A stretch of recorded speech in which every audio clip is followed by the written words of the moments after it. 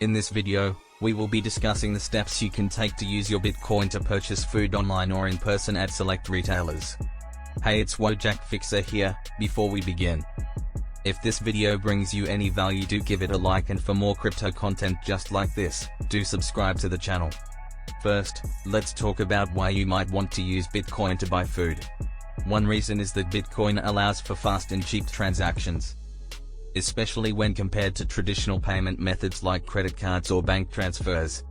Another reason is that Bitcoin can be used to make purchases anonymously, which can be useful if you value your privacy.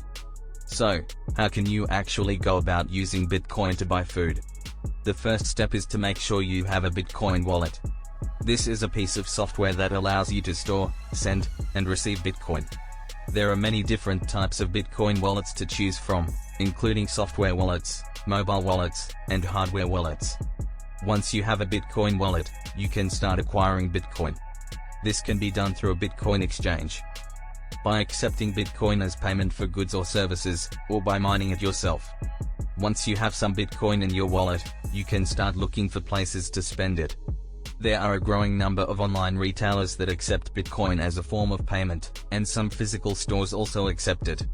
To make a purchase with Bitcoin, you will need to provide the retailer with your Bitcoin wallet address, as well as the amount of Bitcoin you wish to spend. You can then confirm the transaction using your Bitcoin wallet, and the purchase will be completed.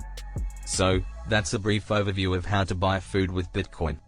As you can see, it's a relatively simple process once you have a Bitcoin wallet and some Bitcoin to spend. We hope you found this video helpful. If so, do give the video a like and subscribe for more crypto-related content. We encourage you to do your own research and due diligence before using Bitcoin for any purpose. Thanks for watching.